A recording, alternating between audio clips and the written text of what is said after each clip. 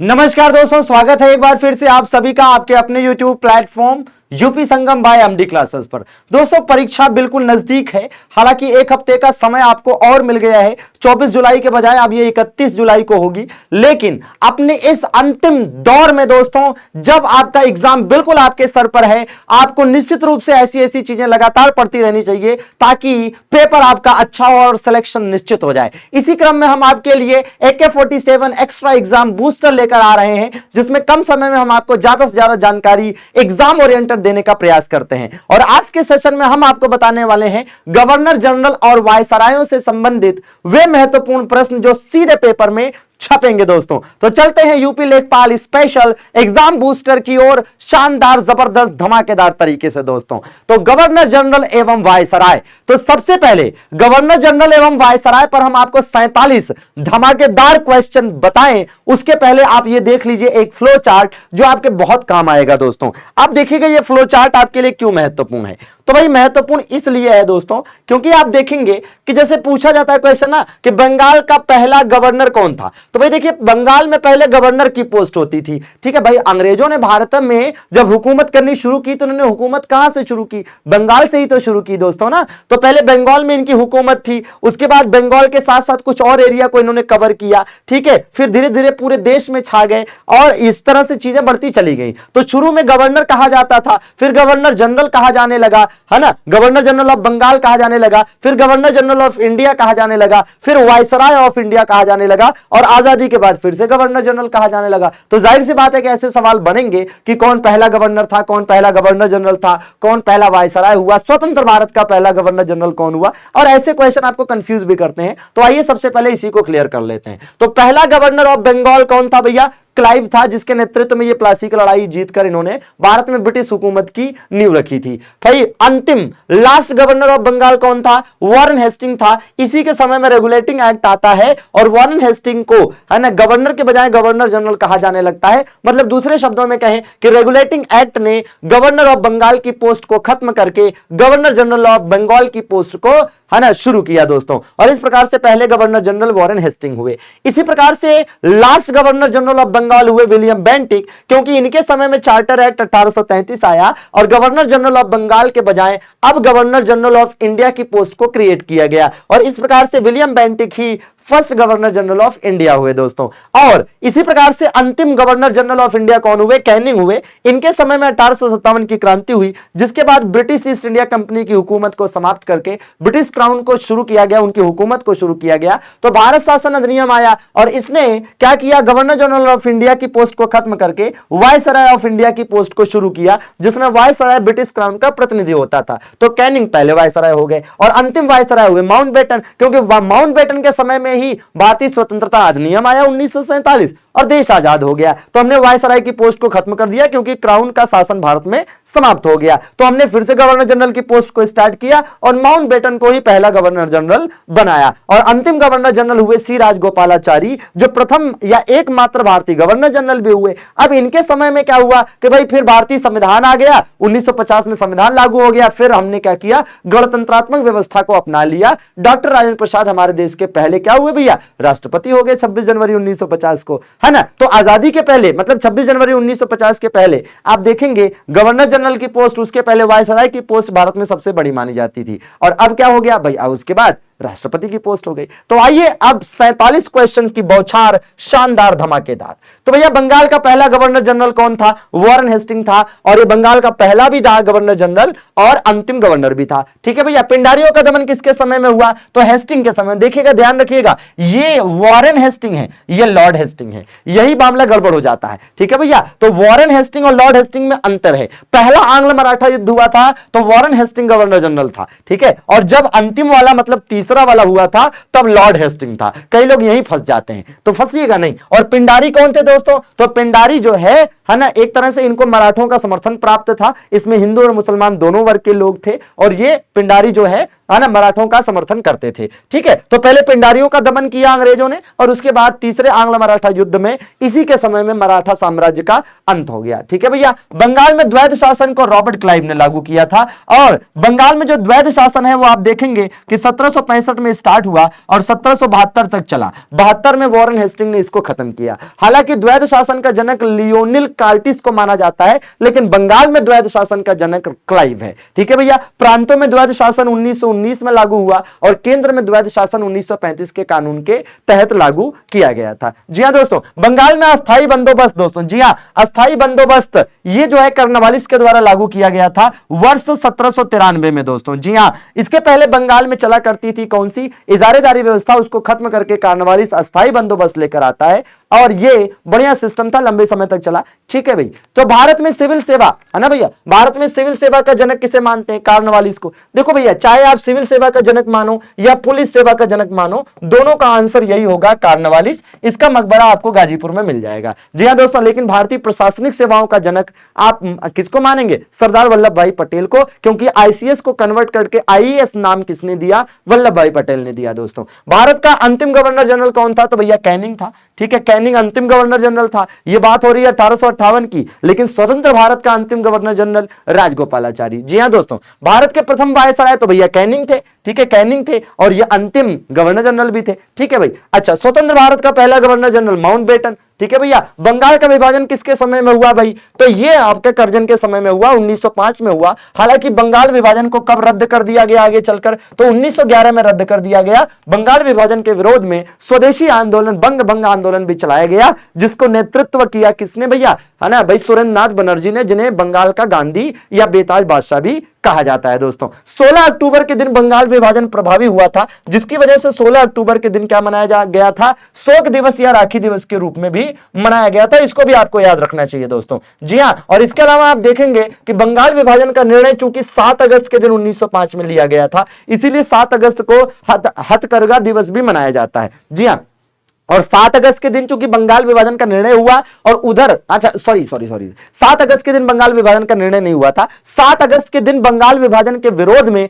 कलकत्ता के town hall में दोस्तों बंग भंग आंदोलन अर्थात स्वदेशी आंदोलन का निर्णय हुआ था, जिसकी वजह से स्वदेशी को बढ़ावा दिया गया और हथकरघा दिवस के रूप में इसे अपनाया गया। हालांकि अब तो इसे जो है भाला फेंक दिवस के रूप में मनाते हैं, क्योंकि इसी दिन नीरज चोपड़ा ने भारत को एकदम एक गोल्ड मेडल दिलाया भैया इस बार के ओलंपिक में। ठीक भाई, रेलवे बोर्ड का गठन कर्जन के समय में हुआ। देखो दोस्तों, पहली रेलवे चलाई गई थी वैसे डलहौजी के समय में 16 अप्रैल 1853 को बंबई से थाने के बीच 34 किलोमीटर, है ना, ग्रेट इंडियन पेनिनसुला कंपनी के द्वारा। डेक्कन क्वीन उसके इंजन का नाम था, लेकिन सबसे ज्यादा रेलवे लाइन बिछाई गई कर्जन के समय में और कर्जा ले लेके सारी रेलवे लाइन बिछवा दिया इसने। ठीक है, और रेलवे बोर्ड का गठन भी इसी के समय में हुआ। ठीक है भैया, हाँ चलिए, और वर्तमान में रेलवे बोर्ड के अध्यक्ष कौन है? वी के त्रिपाठी जी हैं। ठीक है भैया, अच्छा, तो दोस्तों और आगे देखा जाए तो बंगाल विभाजन रद्द कब हुआ? तो हार्डिंग के समय में हुआ, 1911 में। जब 1911 में दिल्ली दरबार का आयोजन हुआ, किसका आयोजन हुआ? दिल्ली दरबार का आयोजन हुआ, तो उसी दौरान हार्डिंग के समय में, है ना, इसको रद्द कर दिया गया। भाई कौन आया था? जॉर्ज पंचम आए थे, रानी,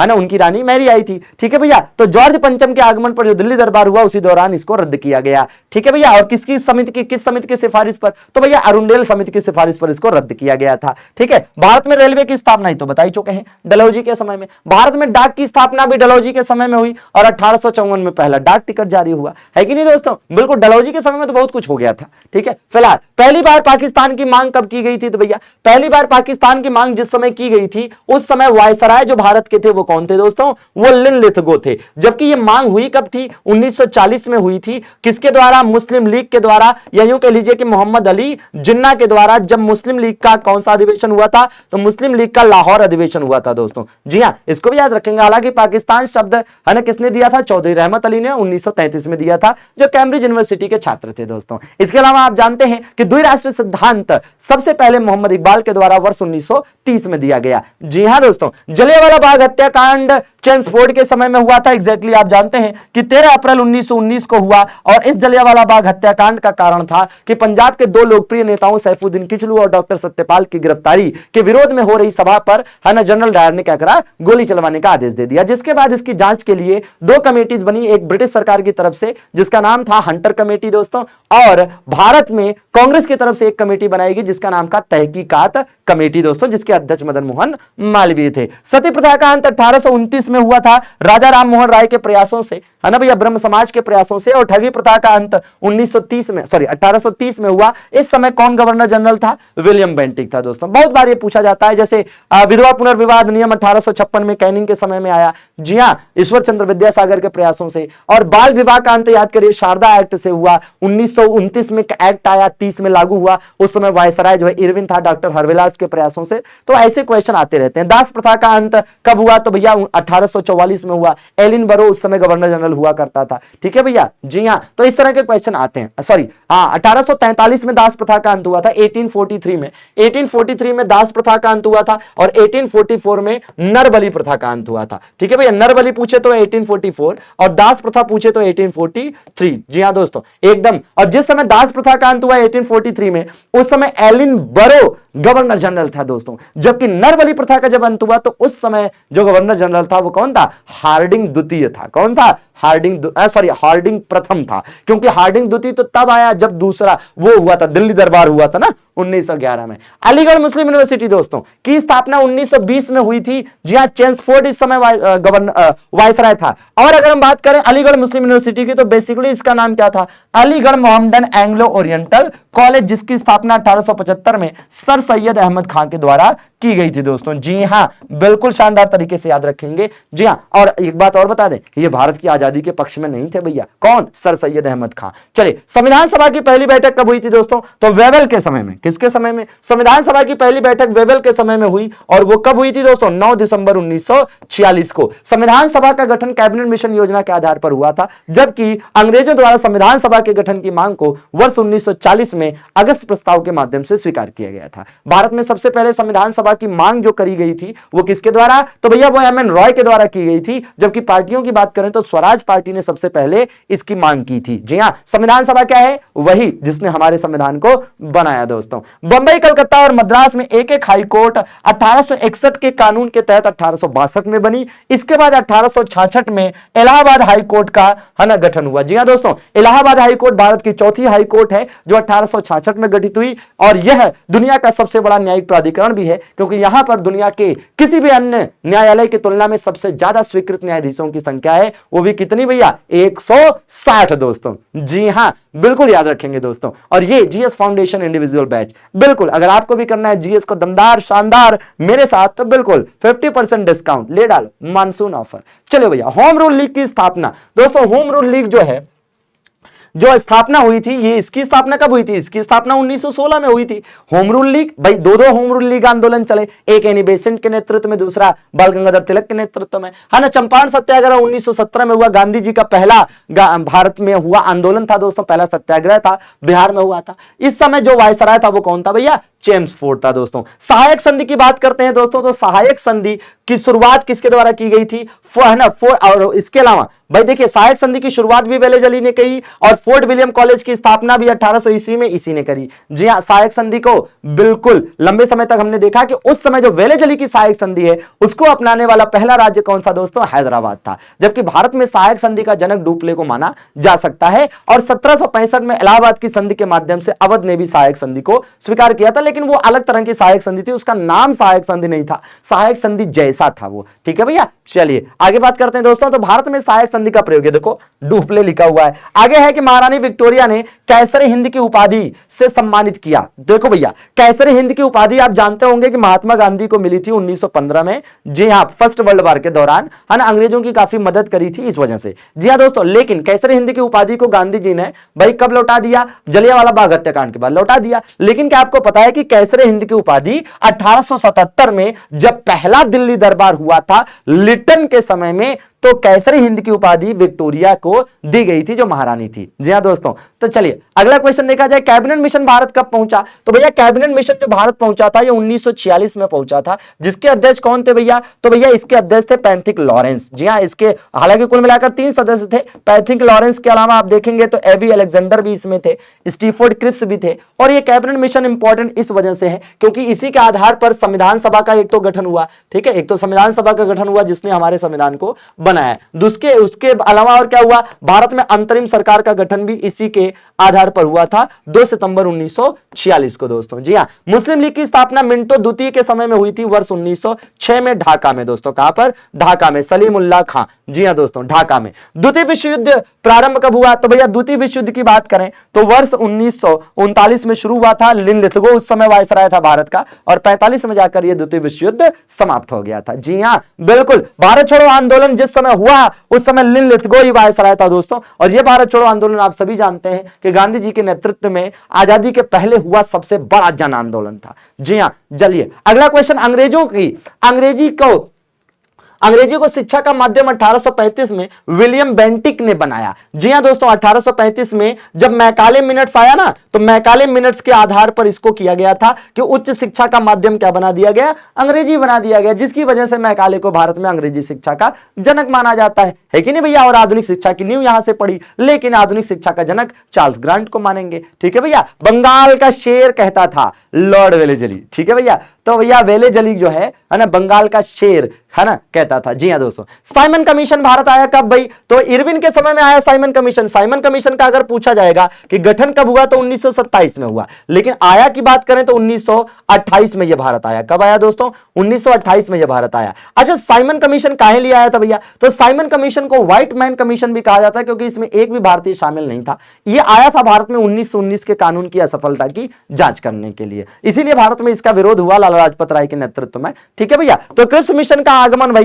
क्रिप्स मिशन की बात करें दोस्तों 1942 में आया था, है ना। लिन लिथगो उस समय वायसराय था, और इस क्रिप्स मिशन के माध्यम से भारत में पहली बार, मतलब अंग्रेजों द्वारा पहली बार संविधान सभा के गठन की मांग को स्पष्टतः स्वीकार किया गया था। हालांकि क्रिप्स मिशन को गांधी जी ने पोस्ट डेटेड चेक कहा था। जी हां, स्थानीय स्वशासन का जनक किसे माना जाता है भारत में? रिपन को माना जाता है। हालांकि पंचायत राज व्यवस्था का शिल्पी बलवंत राय मेहता को माना जाता है क्योंकि उनकी सिफारिश पर पंचायत राज व्यवस्था 2 अक्टूबर 1959 को राजस्थान के नागौर से शुरू हुई थी। ठीक है, स्थानीय स्वशासन का जनक रिपन को माना जाता है क्योंकि 1882 में इसने इसके मामले में एक प्रस्ताव पेश करके कई सारी, है ना, चीजें, कई सारे अधिकार स्थानीय स्वशासन संस्थाओं को दिए। भारत में जो पहला नगर निगम था वो मद्रास में था दोस्तों, अंग्रेजों द्वारा स्थापित किया गया।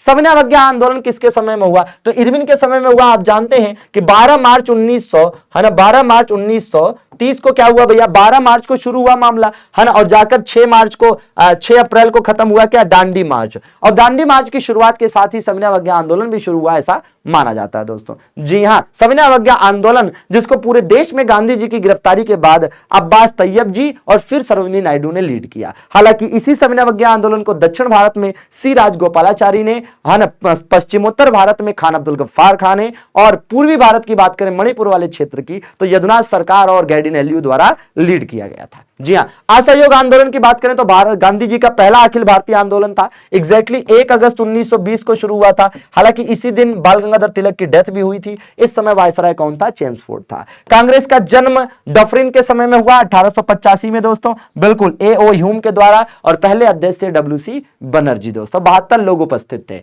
ठीक है, भारतीय प्रेस का मुक्तिदाता मेटकॉफ को माना जाता है क्योंकि मेटकॉफ ने क्या किया? वर्ष 1835 में भारतीय समाचार पत्रों पर जितनी भी पाबंदियां लगी थी सबको इसने खत्म कर दिया, और इसके लिए इसने एक एक्ट पेश किया था जिसका नाम था the liberation of India press act दोस्तों। बिल्कुल शानदार, जबरदस्त, धमाकेदार। नरबली प्रथा का अंत आपको बता चुके हैं कि 1844 में हुआ था, और नरबली प्रथा मुख्य रूप से खोंड जनजाति के बीच प्रचलित थी। किसके बीच भैया? खोंड जनजाति के बीच प्रचलित थी, है ना, जो आपको उड़ीसा और उसके आसपास के क्षेत्रों में मिल जाएगी। जी हां, हार्डिंग के समय में इसका अंत हुआ। दास प्रथा का अंत की बात करें तो है ना, लॉर्ड एलिनबरो के समय में हुआ 1844 में। जी हां, एलिनबरो के समय में दोस्तों। ये दास प्रथा शुरू कब हुई थी? तो भैया वैदिक काल में शुरू हुई थी, जिसका कारण था कर या ऋण ना अदा कर पाना, जो लोग नहीं दे पाते थे कर या ऋण, उनको दास बना लिया जाता था। ठीक है भैया, बिल्कुल। भारत में जनगणना की शुरुआत मेयो के समय में हुई थी और आप जानते हैं कि 1872 में पहली जनगणना हुई थी। हालांकि दुनिया में पहली जनगणना स्वीडन में हुई थी 1749 में, और पहली 10 की जनगणना कहां हुई थी? अमेरिका में हुई थी। भारत में पहली नियमित जनगणना कब हुई? तो भैया वो 1881 में शुरू हुई, रिपन के समय में दोस्तों। कौन सी? रिपन के समय में। प्रथम गोलमेज सम्मेलन इरविन के समय में हुआ था। दूसरा गोलमेज सम्मेलन तो भैया यही है कि पहला वाला इरविन के समय में हुआ 1930 में, लेकिन दूसरा और तीसरा क्रमशः 1931 और 32 में जब हुआ तो उस समय वायसराय कौन था? भैया वेलिंगटन हो चुका था। और आप जानते हैं कि गांधी जी या कांग्रेस ने केवल एक गोलमेज सम्मेलन में हिस्सा लिया, है ना, और वो कौन सा था भैया? वो दूसरा वाला था। और गांधी जी एसएस राजपूताना जहाज से गए थे उस समय लंदन। कहां पर हुआ था? सेंट जेम्स पैलेस में। और तीनों में हिस्सा लिया डॉक्टर भीमराव अंबेडकर ने। सर्वाधिक विदेशी मुद्रा कोष। अब दोस्तों यहां पर जो है गवर्नर जनरल वाला क्वेश्चन खत्म हुआ, लेकिन 47 क्वेश्चन पूरा करने के लिए 3 एक्स्ट्रा क्वेश्चन है। वो क्या है? सर्वाधिक विदेशी मुद्रा कोष किसके पास है? सबसे ज्यादा फॉरेन एक्सचेंज फंड किसके पास है? चाइना के पास है। और भारत इस मामले में कौन से स्थान पर है? तो भैया भारत इस मामले में चौथे स्थान पर है। दूसरे स्थान पर जापान, तबकि तीसरे स्थान पर स्विट्जरलैंड है। ठीक है भैया। अच्छा, भारत ने वर्ष 1947 में अंतरराष्ट्रीय मुद्रा कोष की सदस्यता ली थी। हालांकि अंतरराष्ट्रीय मुद्रा कोष अर्थात आईएमएफ की स्थापना 1944 के ब्रेटन वुड्स कॉन्फ्रेंस के बाद 1945 में हुई थी। इसी के साथ वर्ल्ड बैंक की भी स्थापना हुई थी। इसीलिए दोनों संस्थाओं को सम्मिलित रूप से, है ना, ब्रेटन वुड्स कॉन्फ्रेंस की जुड़वा संतानें कहा जाता है दोस्तों। 15 जुलाई 2010 को भारतीय मुद्रा का नया चिन्ह रुपया, है ना, हालांकि ऐसे तो होता नहीं है, ऐसे होता है। ठीक है भैया। डिजाइन किया था किसने? भैया उदय कुमार जी ने डिजाइन किया था। तो इसको भी जरा याद रखेंगे दोस्तों, एकदम शानदार तरीके से जबरदस्त क्वेश्चन है। तो दोस्तों ऐसा है कि एकदम सुपर फास्ट तरीके से हम क्यों करा रहे हैं आप समझ सकते हैं। तो सुपर फास्ट तरीके से हम ये आपके लिए AK-47 एग्जाम स्पेशल बूस्टर इसलिए ला रहे हैं ताकि कम समय में आपको ज्यादा से ज्यादा ज्ञान मिल जाए और अंतिम समय में आपका रिवीजन जबरदस्त हो जाए और आपका पेपर शानदार हो जाए। तो इसके लिए लगातार हमारे साथ जुड़े रहिए। हम ऐसे ही नित नए बेहतरीन चीजें लाते रहेंगे। बिल्कुल सब्सक्राइब कर लीजिए अगर नए हैं चैनल पर तो, और दोस्तों के बीच शेयर करना तो बनता है, क्योंकि अब की पेपरवा खोपड़िया में छेद करने की जिम्मेदारी आपकी है और हम मिलकर आपके लिए लगातार बेहतरीन कंटेंट लाते रहेंगे। अब कितना आपको यह पसंद आ रहा है सेशन, ये लाइक करके, कमेंट करके और सब्सक्राइब करके जरूर बताइएगा। बहुत बहुत धन्यवाद जुड़ने के लिए। Thank you very much. Thank you दोस्तों।